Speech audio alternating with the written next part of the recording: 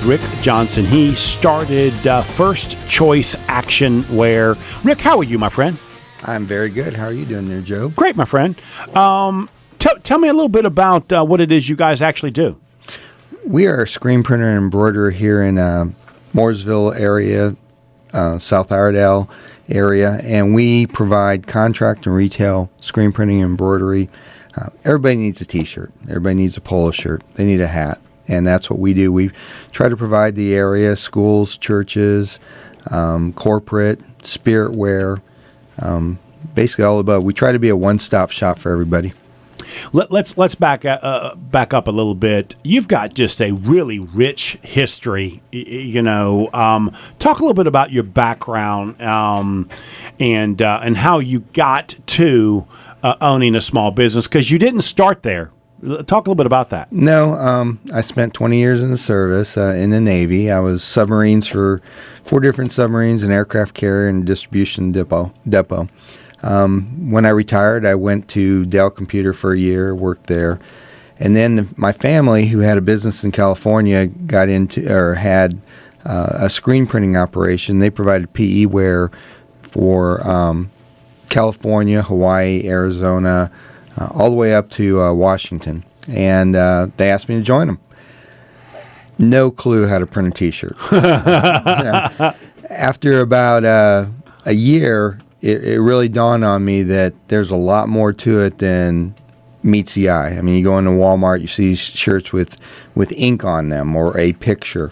And so it became a little bit fascinating. I ran all the internal distribution, the processes, and it was a learning process. My father was a salesman. My stepmom, she ran all the internal accounting and operations.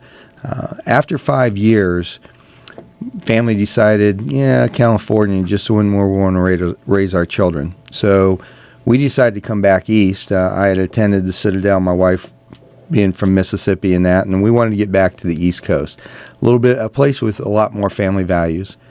We joined Badger Sportswear here in Statesville. I started their screen printing business from the ground up, and again, the learning curve was very steep. But it was interesting because I started it from the ground up, and I was not the owner.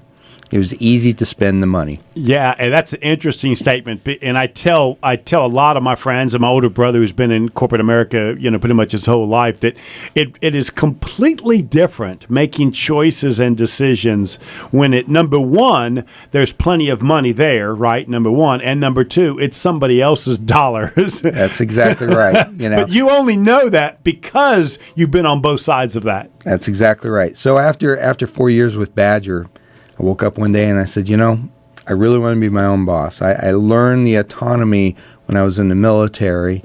I had some with my family business. I really had a lot of Badger, but I really wanted to do it on my own. So I took 2 steps backwards. I started my own business. And let me tell you, it's been a roller coaster. Well, let's talk a little bit about some of that, because there's plenty of small business people listening. There's a lot of people that are thinking about starting a small business that are listening. What would be the biggest surprise you would tell them that happened as you were trying to build this company? What was that? Something that you just didn't expect was going to be so challenging for you? There's so many decisions. You can't fathom it. Going into the business and not. If you've never done it and you think you do, you can read all the books you want, but you really need to talk to people that's done it. You need to talk to the coaches. You need to talk to the Joes. You need to talk to the Toms. You need to talk to the guys, because nothing prepares you.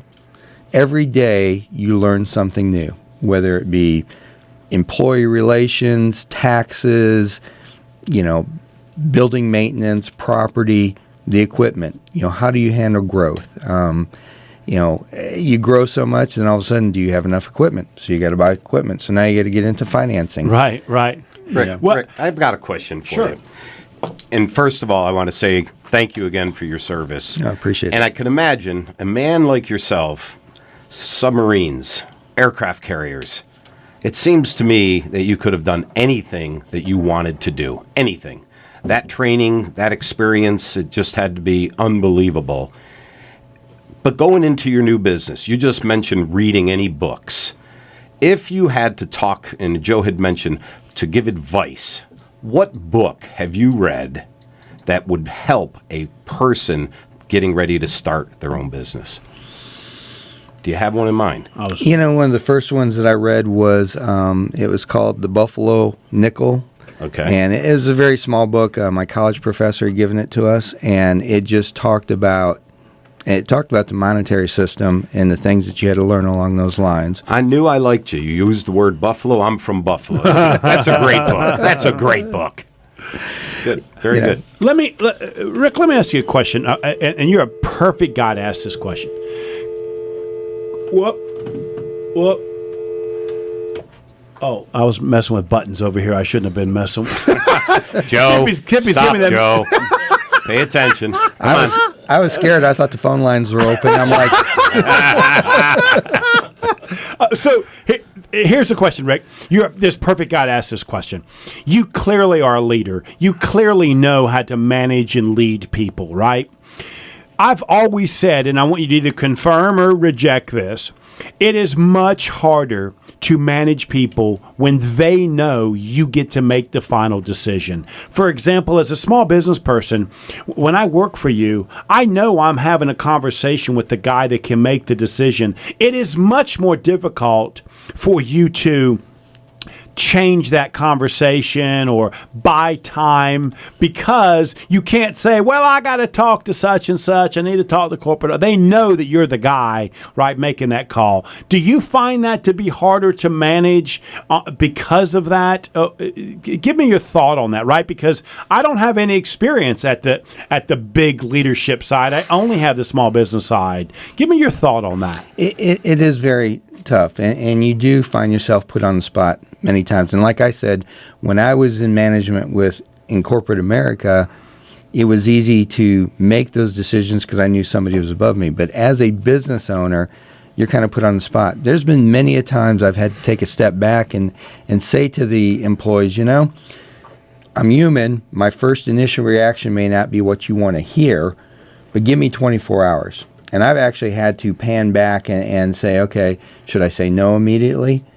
They may have a valid point. I mean, one thing we learned in the military, and then I heard a lot of Jack Welch's speeches on how to manage people.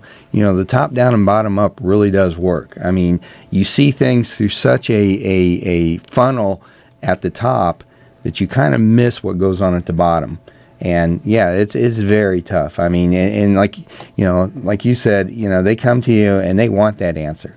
And they really know that deferring that is a conscious choice you have to make. I had a good friend of mine who had a partner that was just absolutely brilliant, and he would tell us all the time, your first answer in business is always no.